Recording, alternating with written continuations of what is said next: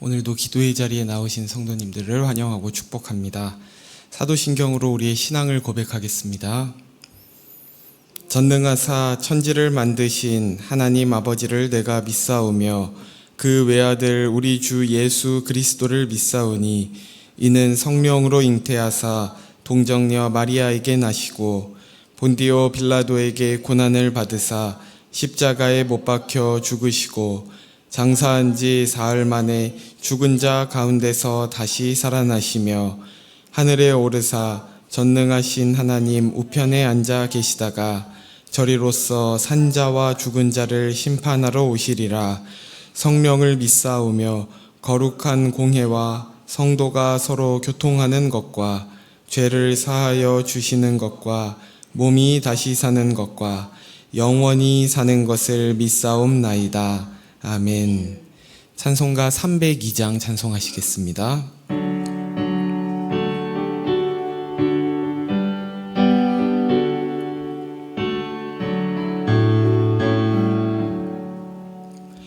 내 주 하나님 넓고 큰 은혜는 저 큰 바다보다 깊다. 너 곧 닷줄을 끌어 깊은 데로 저 한가운데 가보라. 언덕을 떠나서 장파에 배 띄워 내 주 예수 은혜의 바다로 내 맘 꺼져가라. 왜 너 인생은 언제나 거기서 저 큰 바다 물결 보고 금인 모르는 깊은 바다 속을 한 번에 아려 안 보나.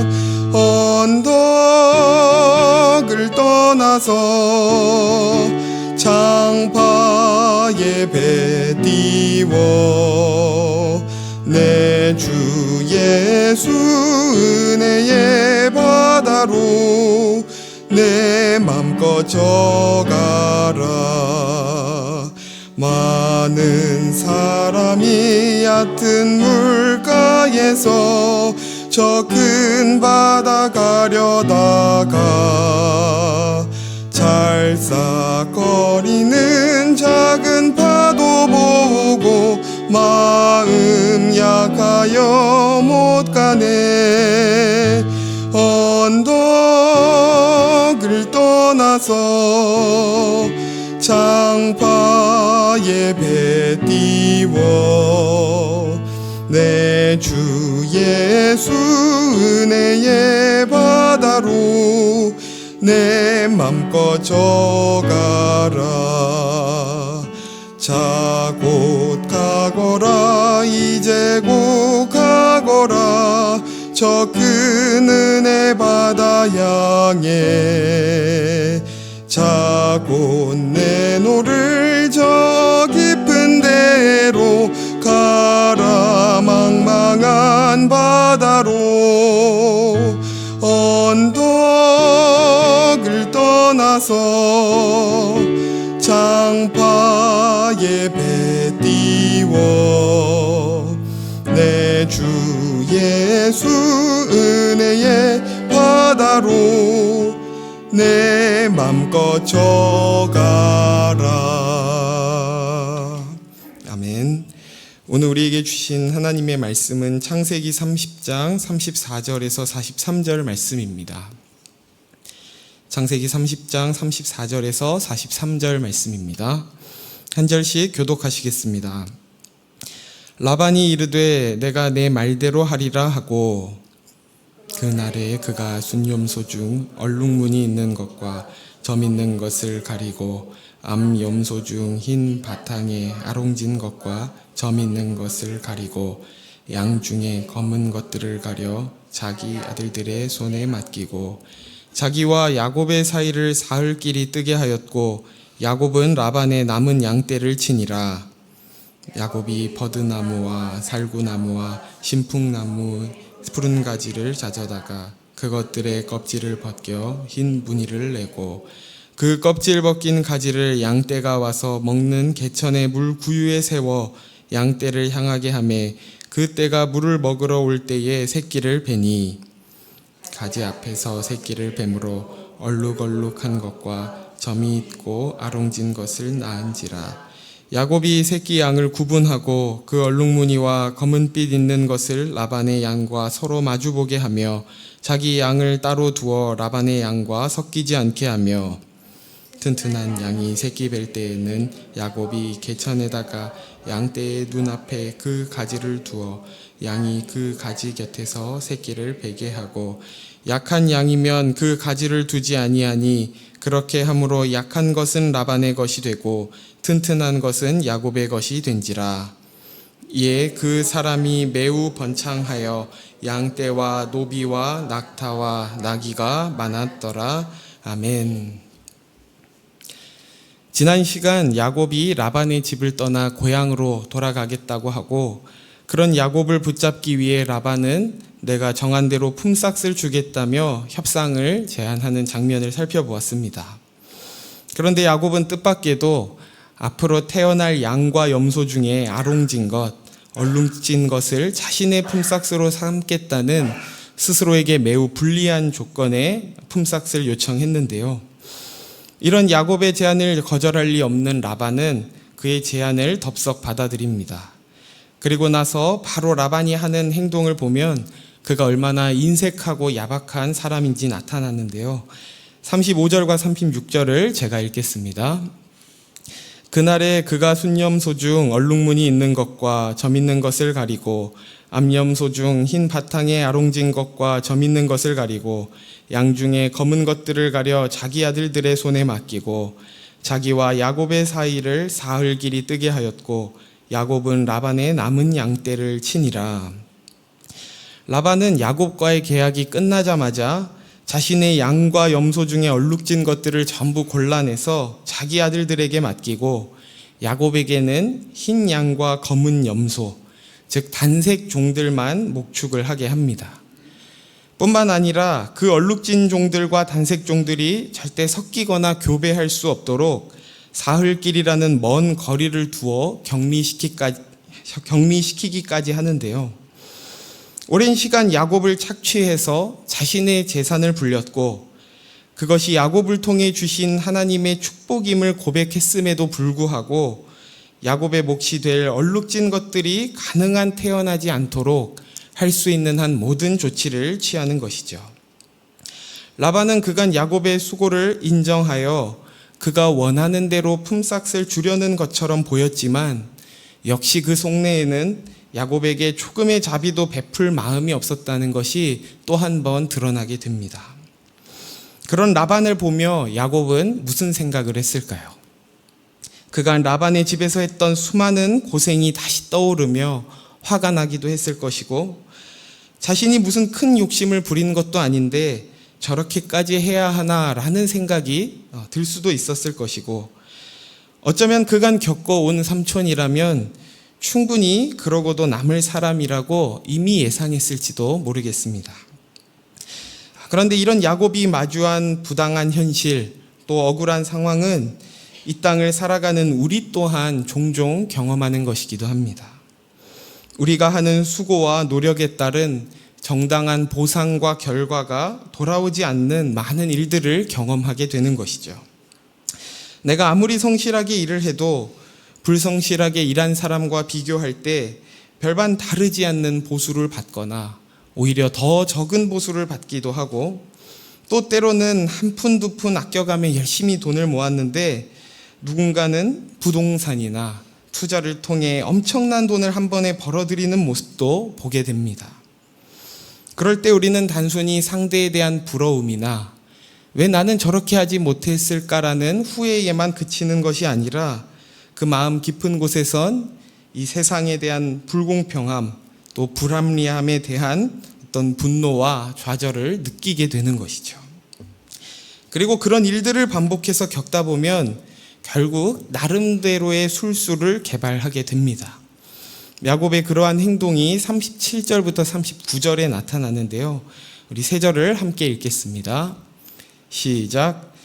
야곱이 버드나무와 살구나무와 신풍나무의 푸른 가지를 가져다가 그것들의 껍질을 벗겨 흰 무늬를 내고 그 껍질 벗긴 가지를 양떼가 와서 먹는 개천의 물 구유에 세워 양떼를 향하게 하매 그 떼가 물을 먹으러 올 때에 새끼를 베니 가지 앞에서 새끼를 뱀으로 얼룩얼룩한 것과 점있고 아롱진 것을 낳은지라.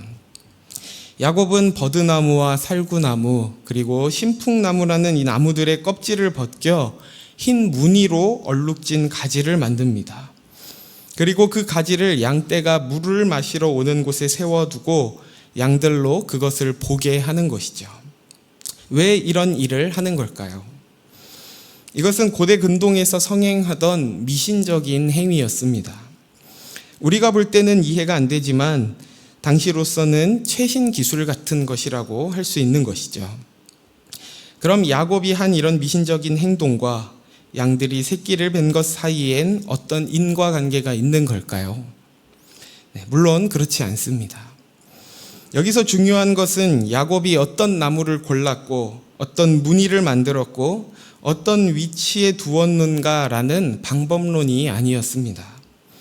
단색 종들을 교배시켜 얼룩진 변종이 태어날 확률은 분명히 희박했고 야곱의 노력이 그 확률을 증대시키는 일이 아니었음에도 불구하고 39절에 기록된 것처럼 얼룩진 양들이 나왔다는 것입니다. 이미 앞에서도 이런 야곱과 유사한 모습을 본 적이 있는데요. 바로 라헬이 합한 채만 있으면 자신도 아기를 가질 수 있을 거라고 생각했던 것이죠. 그녀는 합한 채라는 어쩌면 당시의 최신 기술, 어떤 방법론을 통해서 그녀의 문제를 해결할 수 있을 거라고 믿었습니다.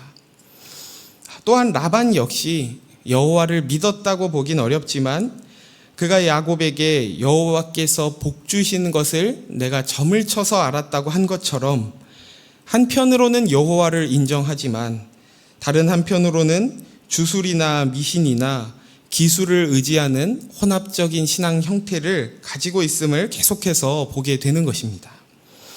그리고 이런 성경 인물들의 모습 속에서 우리 자신의 모습을 보게 되기도 하죠.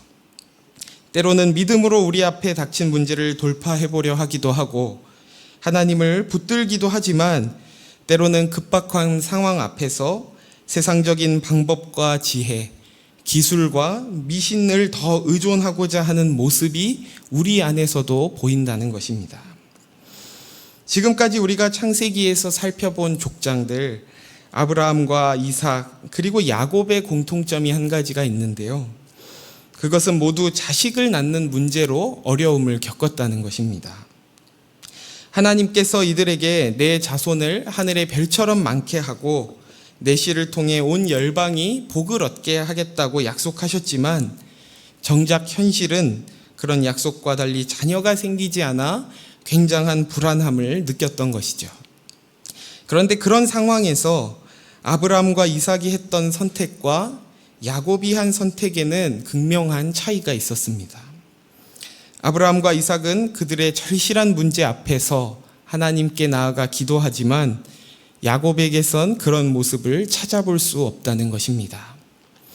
야곱은 훗날 야복강에 이르러서야 하나님 앞에 제대로 된 첫 기도를 올려드리게 되는 것이죠.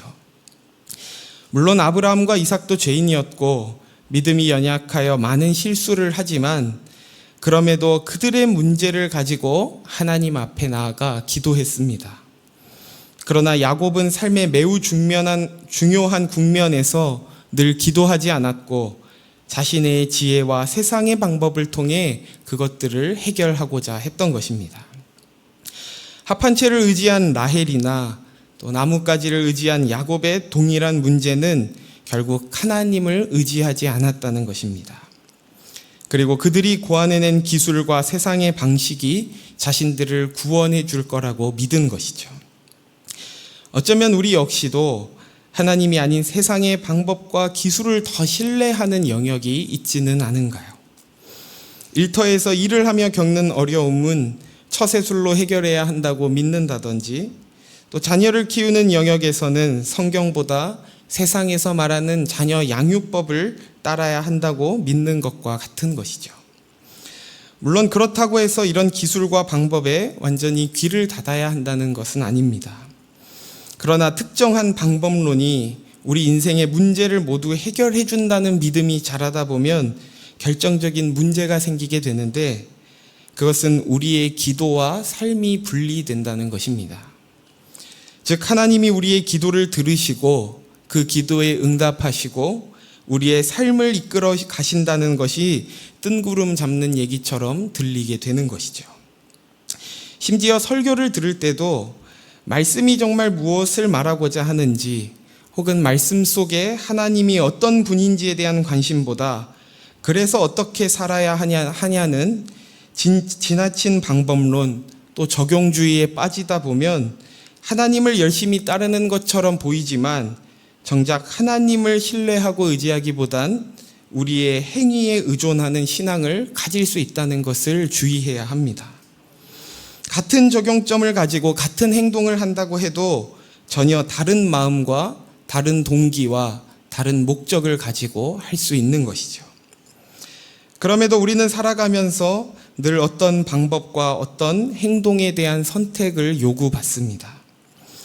문제는 그런 방법 자체가 우리의 소망이 되고 그것을 의존하게 될 때 우리는 점점 기도와 동떨어진 삶을 살게 되고, 혹은 기도는 하지만 정작 그 기도를 믿지는 않는 공허한 신앙이 자리할 수 있다는 것입니다.